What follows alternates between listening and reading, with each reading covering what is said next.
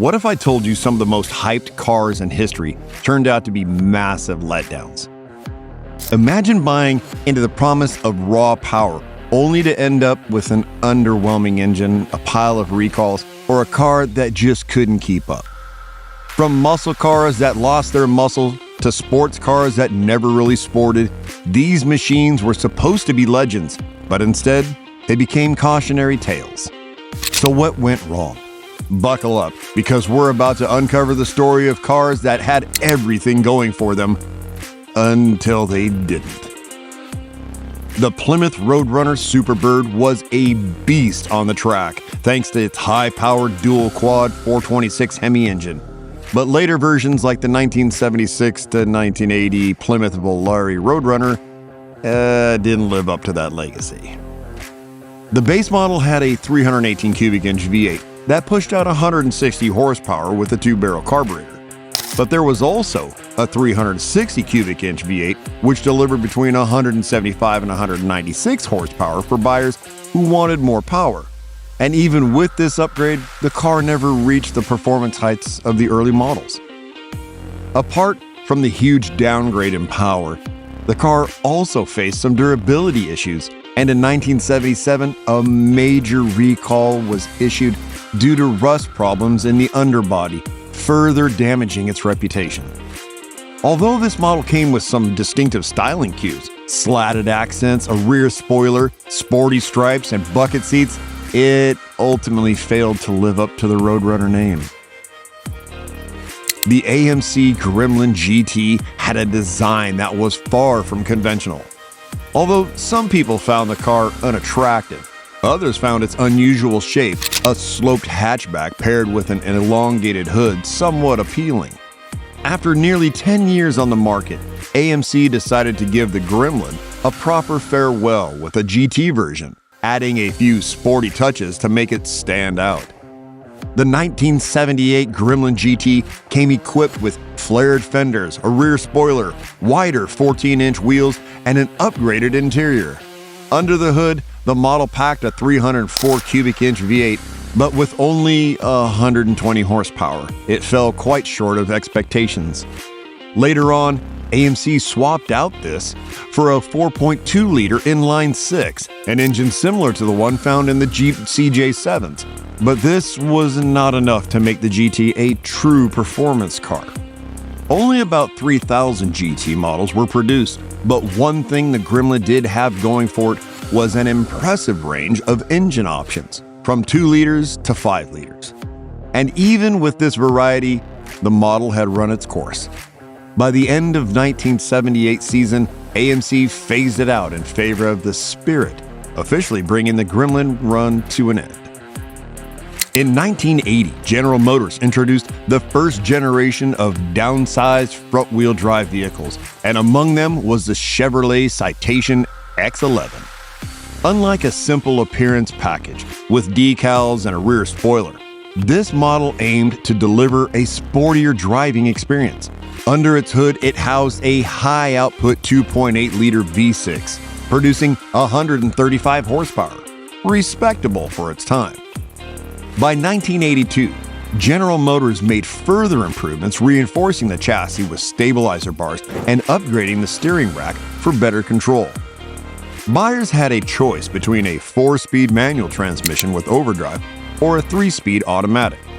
To round out its performance upgrades, the X11 came with a dual-tip exhaust, contributing to its 154 foot-pounds of torque.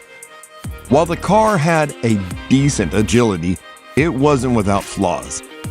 One of the biggest issues was rear-wheel locking during hard braking, making it unpredictable in sudden stops.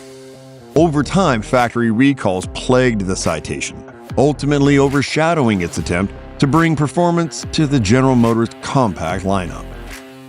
If you've been enjoying this video so far, don't forget to hit the subscribe button and smash that notification bell so you don't miss out on any new videos.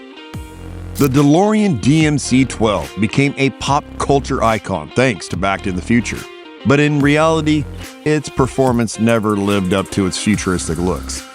The car's brushed stainless steel exterior and dramatic gull-wing doors gave it an unmistakable presence, But what was under the hood was far less impressive. With assistance from Lotus, the chassis was designed for handling, and under the hood was a 2.8-liter V6 sourced from Peugeot, Renault, and Volvo, which produced only 130 horsepower. When using an automatic transmission, acceleration was sluggish, taking 10.5 seconds to reach 60 miles an hour, hardly the kind of speed expected from a sports car.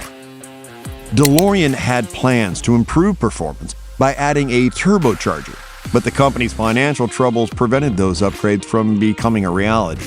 Before production could gain momentum, the company went bankrupt in 1984, leaving the DMC-12 as a car remembered more for its Hollywood fame than for what it could do on the road. The 1980-81 Mercury Capri Turbo RS.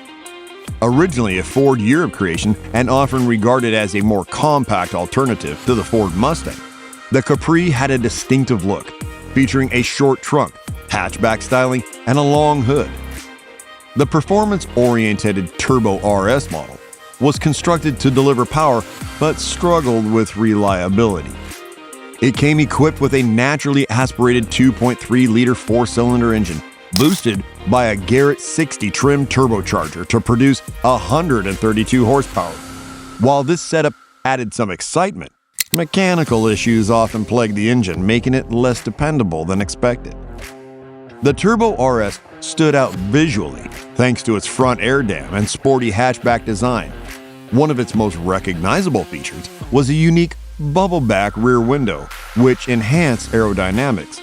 Despite its flaws, Lincoln Mercury made a bold move by first introducing the Capri in 1971 at a price lower than any other European import available at the time. The 1980 Chevy Corvette California 305. The 1980 Chevrolet Corvette California Edition failed to live up to expectations, thanks to stricter federal emissions regulations. These laws forced Chevrolet to swap out the usual 350 cubic inch small block engine in favor of a less powerful 305 cubic inch V8, which produced only 180 horsepower. But things were even worse for California buyers. The 5-liter engine was paired with a 3-speed automatic transmission, further draining its power and making acceleration sluggish, closer to that of a basic sedan than a true muscle car. While Corvette models outside of California had a slightly better 5.7-liter engine with 190 horsepower, the performance gap between these and the muscle-bound Corvettes of the late 60s and early 70s was painfully obvious. To make matters more frustrating, California buyers were also required to pay for an emissions certification, although they did receive a small credit in return. On top of all this, Chevrolet introduced a new computer system that controlled both ignition timing and the carburetor, but it did little to bring back the raw power that made older Chevrolets legendary. 1968-1970 Pontiac Tempest. When Pontiac redesigned the Tempest for its second generation in 1968, it introduced a striking new look. The car's curvy fenders and narrow midsection were enough to turn heads when the car drove by. Under the hood, the Tempest came with a 250 cubic inch overhead cam engine as standard, while those seeking more power could opt for the 350 cubic inch V8, which delivered 250 horsepower. A key upgrade arrived in 1969 when Pontiac replaced the outdated 2-speed automatic with a more efficient 3-speed turbo hydromatic 350 transmission, improving overall performance. Despite its stylish design and solid powertrain options, the Tempest couldn't keep up with the shifting market trends. The growing success of the Le Mans lineup eventually pushed to the side, leading to its discontinuation in 1970. 1968 to 1970 AMC AMX. The AMC AMX carved out its unique space in the muscle car world, combining strong performance with a compact wheelbase at a price that didn't break the bank. Its most powerful option came in the form of a high-compression 390 cubic inch 6.4-liter V8, delivering plenty of muscle under the hood. Short for American Motors Experimental, the AMX was designed for a younger, performance-driven crowd. Its engineering earned high praise, with the American Society of Automotive Engineers naming it the best engineered car in both 1969 and 1970. For those who preferred a hands-on driving experience, the AMX came with a Hurst manual transmission, allowing precise gear shifts straight from drive.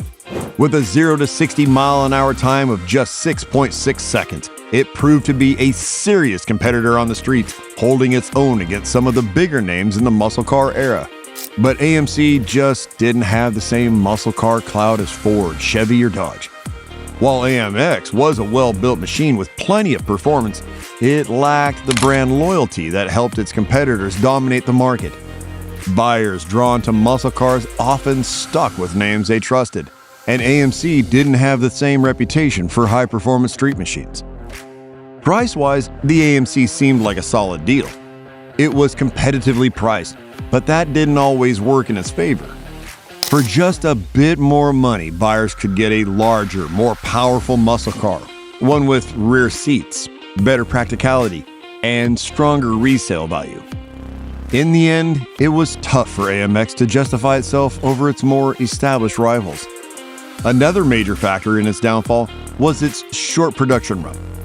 The AMX was only sold as a two-seater from 1968 to 1970 before AMC folded it into the Javelin lineup as a performance trim. With such a brief time in the spotlight, the AMX never had a chance to build a lasting legacy, and as the muscle car era faded, so did its place in history. Are there any cars that you would have loved to see in this list? Let us know in the comments.